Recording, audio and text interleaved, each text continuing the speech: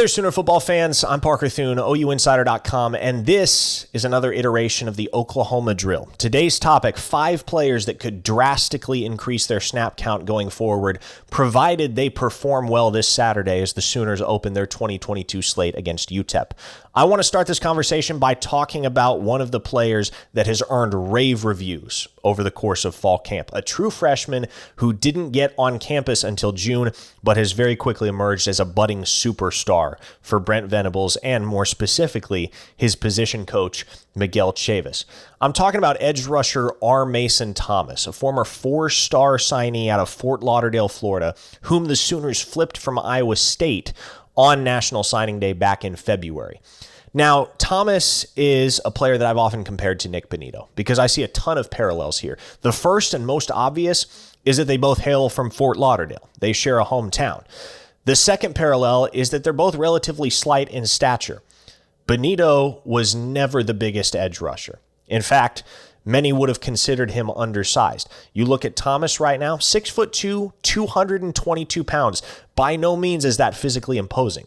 But the third similarity between the two, and the most important similarity at that, is that like Bonitto, Thomas simply has an innate ability to beat his man off the edge and pressure the quarterback.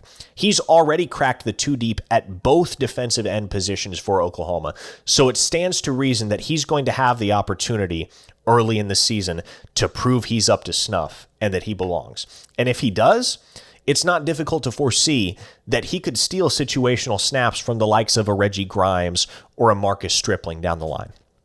The second player on this list for me is a redshirt sophomore cornerback who hasn't yet played a down as an Oklahoma Sooner. And when I say he hasn't played a down, I don't mean he's never played a meaningful down. I mean he hasn't played a down at all. I'm talking about Kendall Dennis, another 4-star signee out of Florida back in the class of 2020 for Oklahoma. He redshirted as a true freshman, and as a redshirt freshman a season ago, he simply didn't play. Ran with the scout team for much of the season, as a matter of fact. But the offseason, the advent of the new era on defense, and particularly the arrival of the new defensive staff, it's been a breath of fresh air for Kendall Dennis, to the point where he actually supplanted C.J. Colden, Joshua Eaton, and Kenai Walker for a spot on the 2 deep at the cornerback position, and he's now listed as the primary backup to Jaden Davis. So, if Kendall Dennis can carry over the momentum that he has accrued over the course of fall camp into the season, he could be a guy that you see more and more on the field for Oklahoma. Number 3 on this list is a player that I never would have imagined would be on the 2 deep for Oklahoma to open the 2022 season. But in the wake of an injury to 6th-year senior linebacker T.D. Roof, Edmond's own Jake McCoy has really come into his own for this Oklahoma football team. And he looks the part, about 6'3", 230 pounds. He's got ideal linebacker stature, but he's a walk-on and has been overlooked for years in favor of more talented scholarship players at that position. But now the Sooners are in a situation where they're shorthanded at linebacker.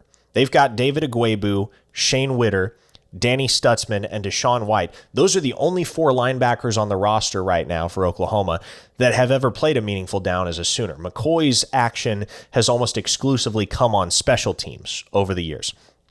Now as a redshirt junior, he's taken the opportunity that has arisen in the wake of Roof's injury, and he's seized it. He's had an outstanding fall camp to the point where he, along with Jaron Kanek, are listed as the backups to David Agwebu at the middle linebacker position. Number 4 on the list for me is a tall and very, very exciting freshman wide receiver, and I promise you, everybody watching this video right now thinks the name that's about to come out of my mouth is Jaden Gibson.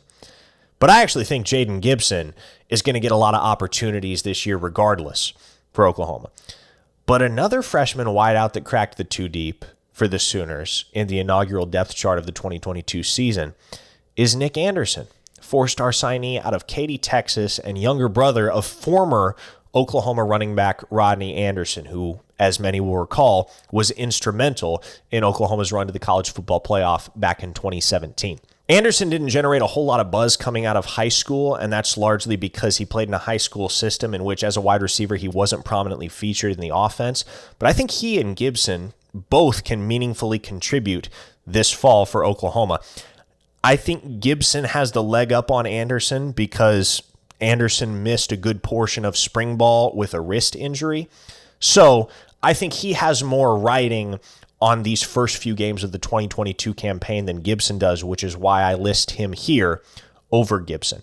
At number 5, I'm going to cheat a little bit.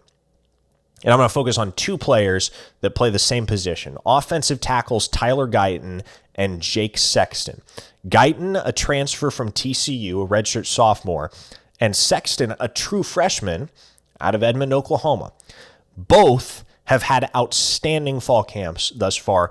Guyton is listed as the primary backup to Anton Harrison at left tackle, and Sexton is listed as the primary backup to Wanye Morris at right tackle. Now, there's going to be an opportunity over the first 2 games of the season for both of these individuals to play, and not only play, but see substantial snaps.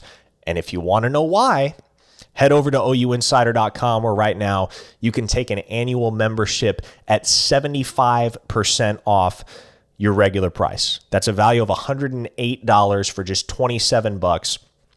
Less than $3 a month will get you a year of OU Insider. I promise you, you will not find more or better information on the Oklahoma Sooners and on their recruiting efforts than at OUinsider.com. But I digress.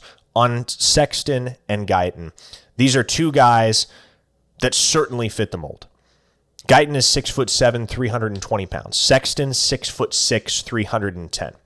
So if you're talking about body type, and you're talking about the physical makeup to be elite offensive tackles, both of these guys have it. Now, they're going to be in competition with one another.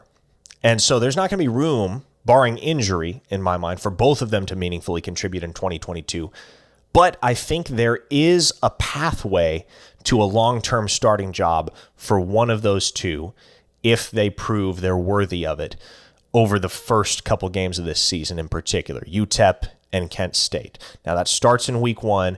I think you're going to see substantial action from Guyton. I think you're going to see substantial action from Sexton. So it comes down to who better stewards the snaps that they are given and who can prove that they are worthy of being a piece of the puzzle for Bill Bedenbaugh down the line. That's going to do it for today's installment of the Oklahoma Drill. I'm Parker Thune. And as I mentioned earlier, head to OUinsider.com, grab an annual VIP membership at 75% off. That's $27 for an entire year of OU Insider. Or if you just want to take it for a spin, a test drive, as it were, you can always get your first month of OU Insider for just $1. I'll see you next week with another episode of the Oklahoma Drill. Take care.